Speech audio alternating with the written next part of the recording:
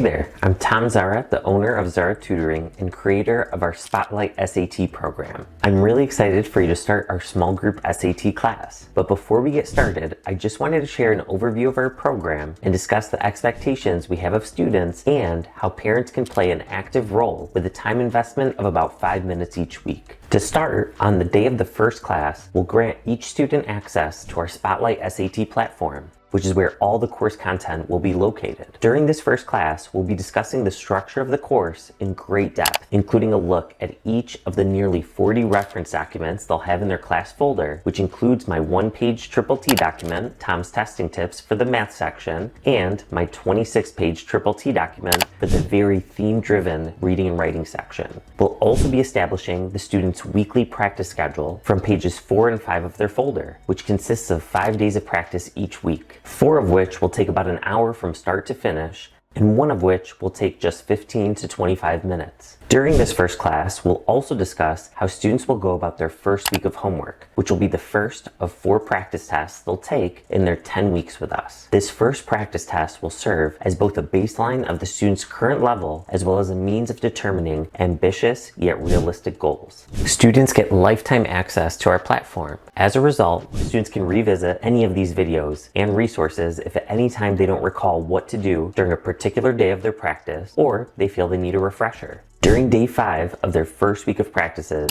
they're going to watch a 9-minute video on how to take the results from their first practice test and record all the data on their goal tracking sheet, which is going to be an extremely useful document over the span of the program. From there, in the video, I guide them on how to take that data and create ambitious yet reasonable weekly goals that we then extrapolate into their big picture goal. Then, on a week-to-week basis, we're all able to see how the student is progressing in relation to their goals through our color coding system.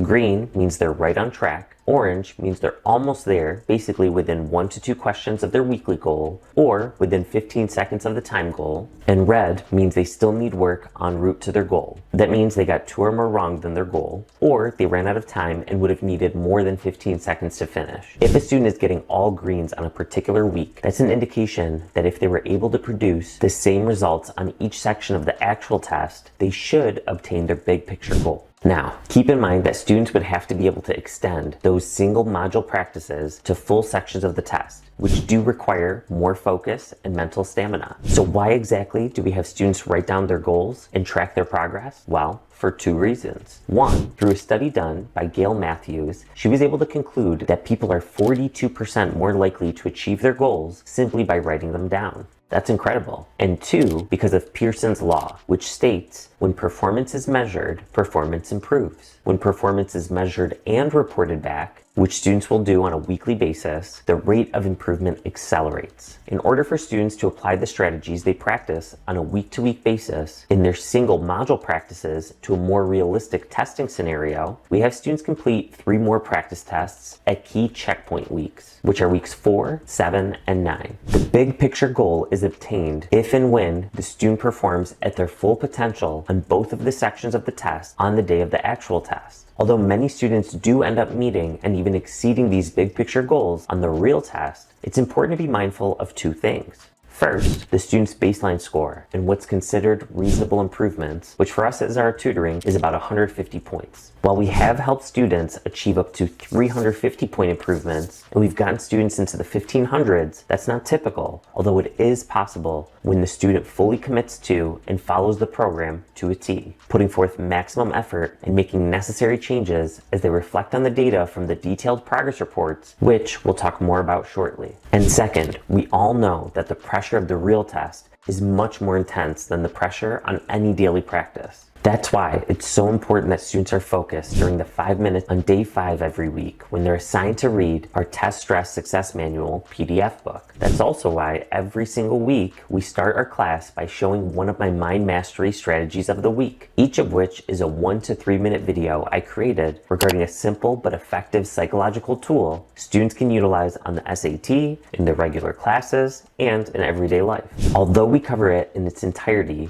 during one of the videos on the first session, prior to starting day one of their regular practice schedule, we strongly encourage students to look over the program reminders document, which is page 3 in their folder. This will prevent them from making some of the common mistakes students make during the first few weeks of practices. Now, let's discuss the structure of the remaining 9 weeks of the program, as well as the rationale behind the structure. In these 9 weeks, we'll go through all 20 of the reading and writing themes that College Board is testing students on, as well as all 36 of the math themes that are on the test. Since there are almost twice as many math themes to cover than the reading and writing themes, we spend twice as many classes covering the math content, 3 classes for reading and writing, and 6 classes for math. Weeks 2, 5, and 8 are dedicated to the 20 reading and writing themes, while weeks 3, 4, 6, 7, 9, and 10 are all dedicated to the 36 math themes. All the lessons are in video format. There are 3 primary reasons for this. 1, there's so much content to cover, 56 themes in total, in just a 10-week period, that there isn't a second to waste. No time for a single filler word like the occasional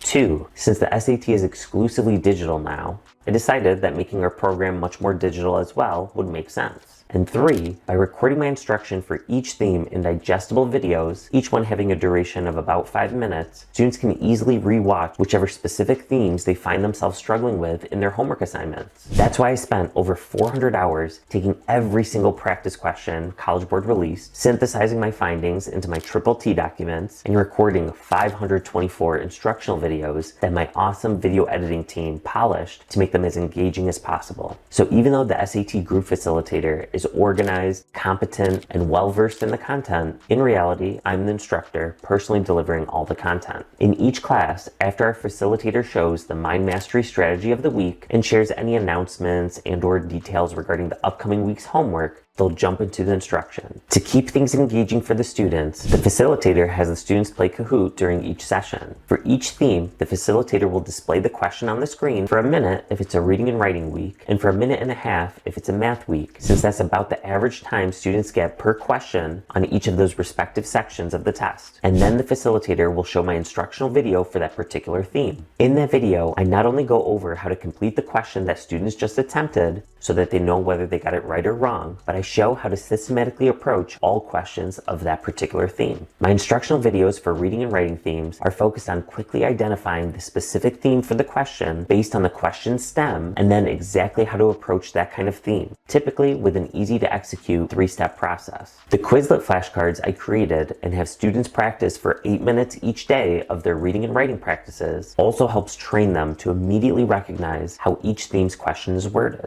My instructional videos for math themes, on the other hand, involve covering any foundational math topics from Algebra 1, Algebra 2, Geometry, Trigonometry, or Probability and Statistics, referencing pages 33 through 35 of their folder as it relates to the specific questions at hand. I also consistently demonstrate how to follow my 4-step process that I lay out in my Triple T document, Tom's Testing Tips, for the math section, and systematically approach the question, and pointing out multiple approaches so that students can choose the approach that most resonates with them. To ensure students successfully go from theory to mastery, I provide them with 4 homework assignments each week, each of which has the exact same timing and number of questions as the modules they'll complete on the real digital SAT. In fact, the platform we use is essentially identical to the digital SAT platform, with all the same tools available, so that students will have already experienced it dozens of times before the day of the actual test. After your child completes their practice assignments, not only will they be able to see the answer explanations for all the ones they got wrong, but you both will be able to see detailed analytics regarding which themes they're still struggling with via their unique progress report link, so they can dial in on their exact deficiencies. In a separate, much shorter video that I'll share toward the end of week 2 of the program, once students have completed their first week of regular practices, I'll explain how to make the most of the key data in their unique progress report link. So be sure to check that out once I send it. For all 462 math practice questions they'll complete over the span of the 10-week course, I've personally recorded step-by-step worked out solution videos showing exactly how I'd approach the question. Students get lifetime access to our Spotlight SAT platform, even long after they've successfully completed our class, so they can go back to it anytime they're reviewing for another test date. A few final reminders. Anyone can choose to attend any class via Zoom through the link provided in the 24-hour reminder email email that will go out each week. It's the same link every week, so feel free to save or bookmark it for easy access. We ask that all our Zoom students always keep their cameras on. To help our facilitator take attendance efficiently, we ask all Zoom students to type their full name in the Zoom chat as soon as they join. If a student does not do this, the facilitator will mark them as absent and notify their parent by email. If ever your child can't attend the session live, they can always watch the recorded session, which our facilitator will upload to the top of our Spotlight SAT platform within a few hours of the class ending.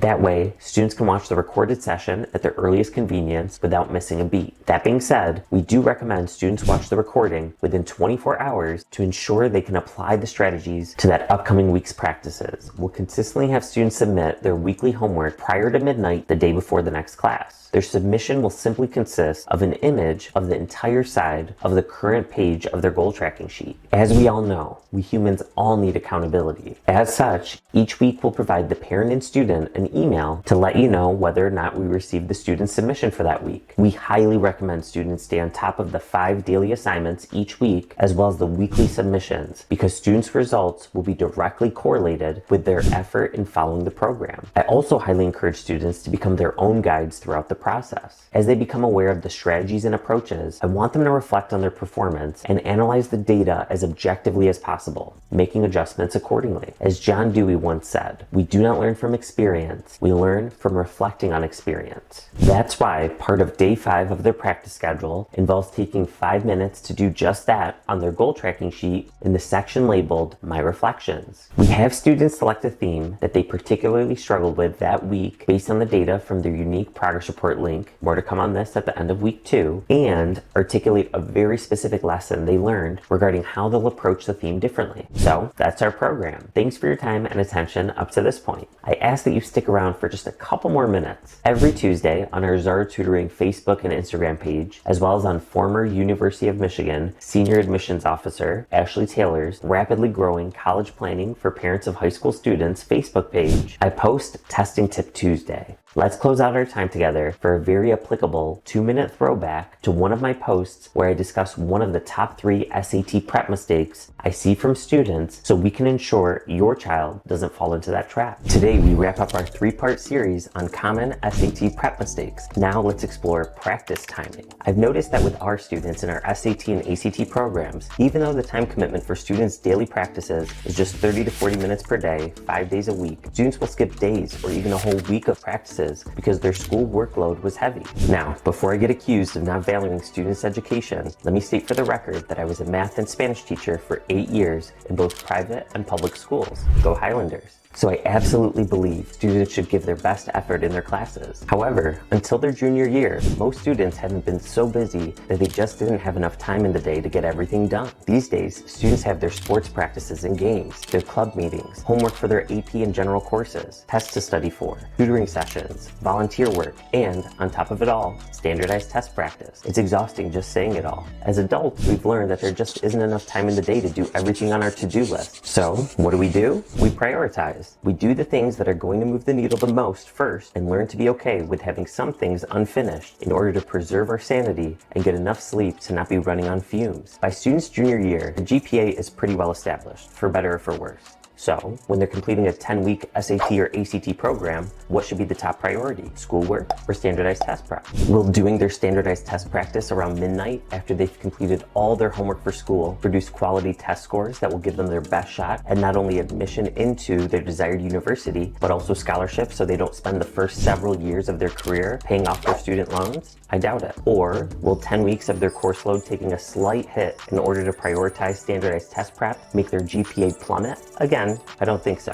Well, that wraps up this series on common standardized test prep mistakes. Wishing you and your child great success along your standardized test prep journey. It's really important that we're all on the same page. So please be sure that both the parent and the student each individually reply back to this email to let us know you've watched this expectations video, ensuring we start the program on the right foot. And remember, you got this.